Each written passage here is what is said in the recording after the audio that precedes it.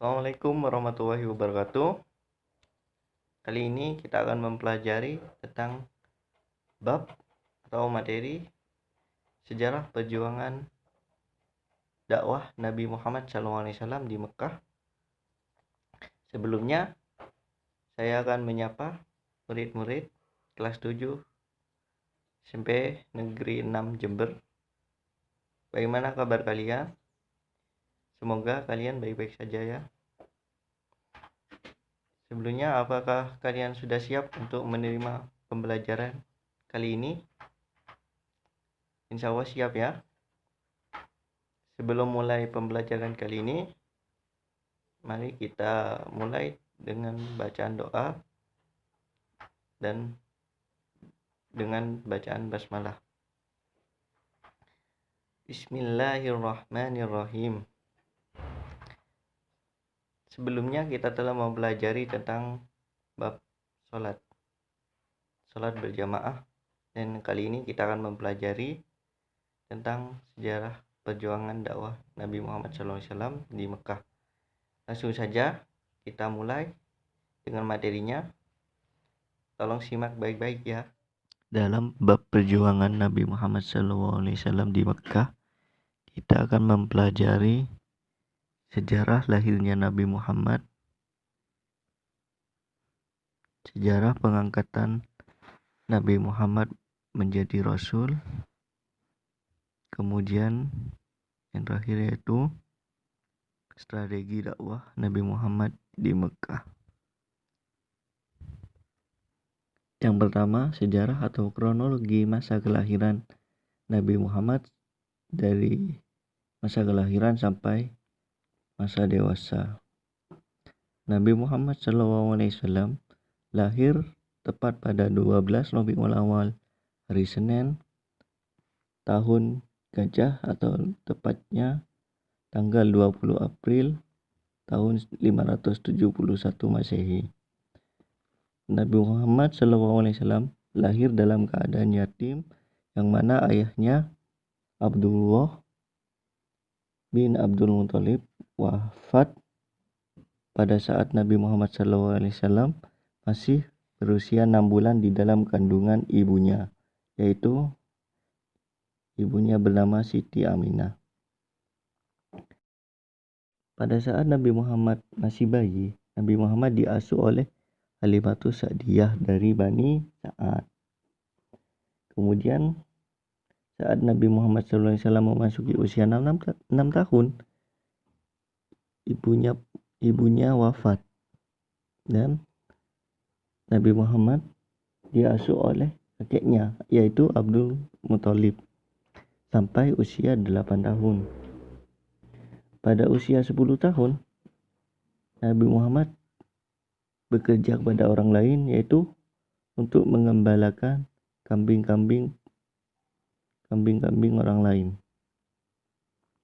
Pada usia 12 sampai 25 tahun, Nabi Muhammad mengikuti jejak pamannya, yaitu Abu Thalib, untuk berdagang dan menjadi pedagang sukses. Pada usia 25 tahun, Nabi Muhammad menikah dan memperistri Siti Khadijah dan dikaruniai 7 orang anak, yaitu Ibrahim, Qasim, Abdullah, Zainab, Ruqayyah, Ummi Kulsum, dan Fatimah.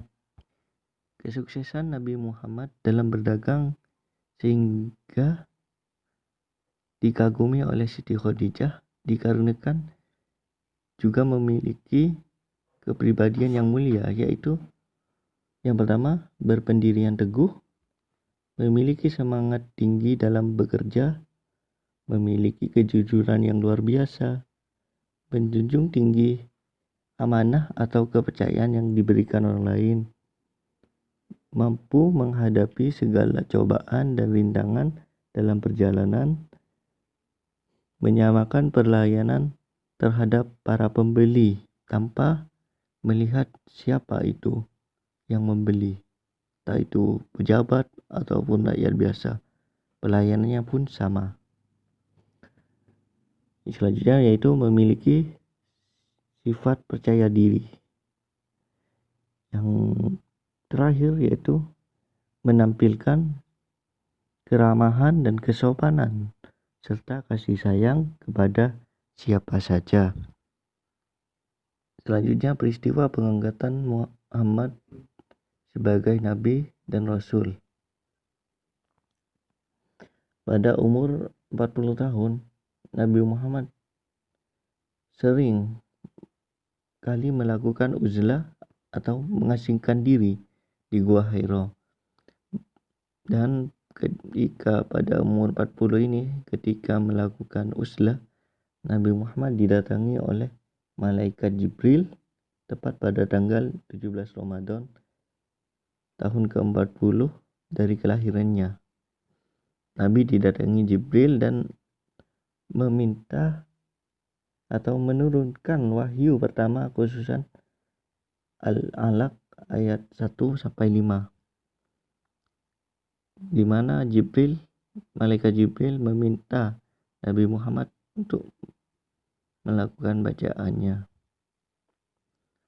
Yang mana surat Al-Alaq itu bunyinya itu Iqra bismi rabbikal ladzi khalaq khalaqal insana min 'alaq Iqra wa rabbukal akram allazi 'allama bil qalam 'allamal insana ma lam ya'lam. Iqra bismi rabbikal ladzi khalaq, yang artinya bacalah dengan menyebut nama Tuhan yang menciptakan. Di mana malaikat Jibril memerintahkan Nabi Muhammad sampai berkali-kali, yaitu Iqra ya Muhammad sampai berkali-kali.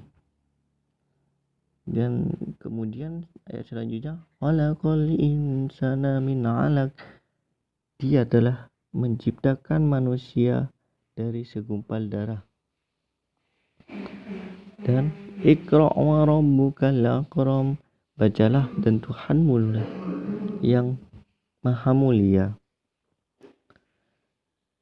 yang mengajarkan manusia dengan perantara kalam. Dan alamal insana ma lam ya'lam, yang mengajarkan kepada manusia apa yang tidak dia ketahui. Selanjutnya dakwah Nabi Muhammad SAW di Mekah. Setelah menerima wahyu pertama, yaitu surat Al-Alaq ayat 1 sampai 5, selang beberapa tahun Nabi Muhammad kemudian menerima lagi wahyu yang kedua, yaitu surat Al-Mudaththir ayat 1 sampai 7. Yang mana bunyi ayatnya yaitu ya bismillahirrahmanirrahim ya ayyuhal mudaththir qum fa'anzir wa rabbaka fakabbir wa siyabaka fatahhir wa zajja fahjur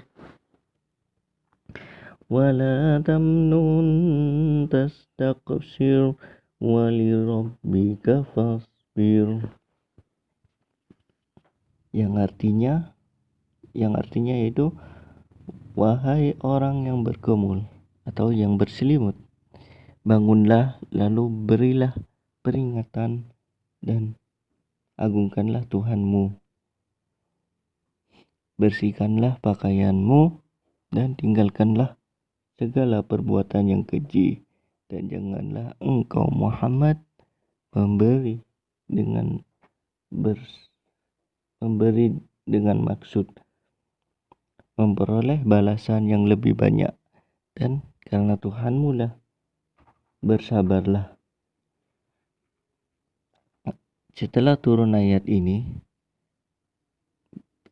berisi tentang perintah untuk Nabi Muhammad agar melakukan dakwah terhadap orang-orang dekat dengan sembunyi-sembunyi agar tidak atau agar menghindar dari penolakan dan kebencian dari orang Quraisy.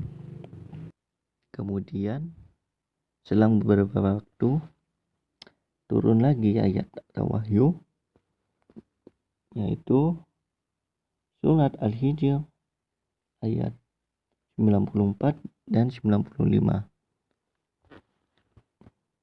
yang bunyinya fasda bima tu'maru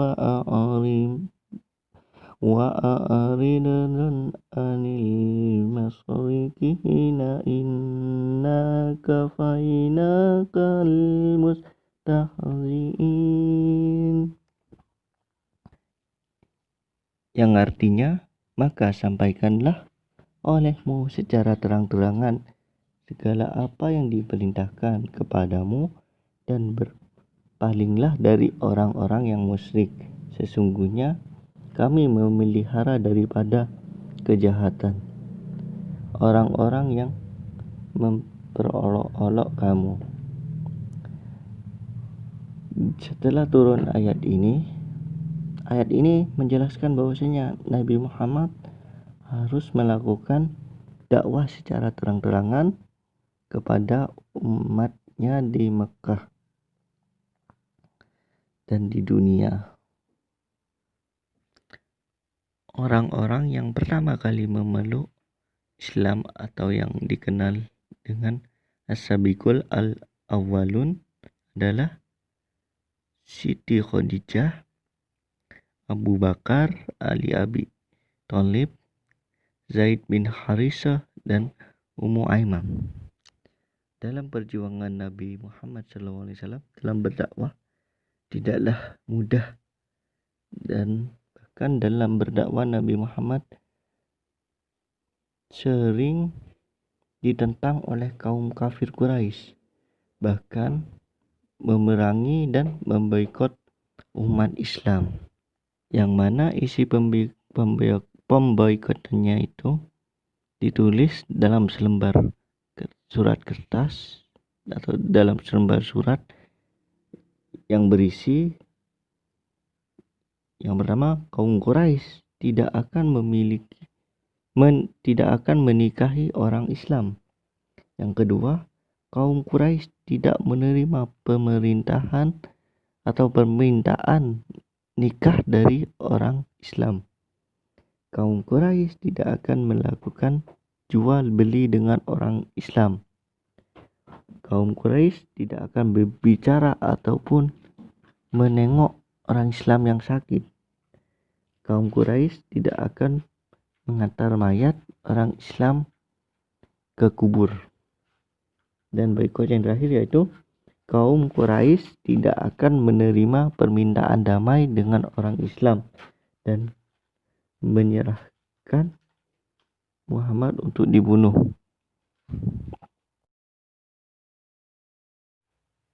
Baik anak-anak, materi kali ini telah usai. Selanjutnya Bapak akan memberikan tugas kepada kalian. Tugas akan Bapak kirim ke Google Classroom. Tolong dikerjakan ya. Dan mungkin itu pembelajaran kali ini kita akhiri dengan bacaan alhamdulillah. Alhamdulillahirabbil alamin. Terima kasih. Sekian. Wassalamualaikum warahmatullahi wabarakatuh.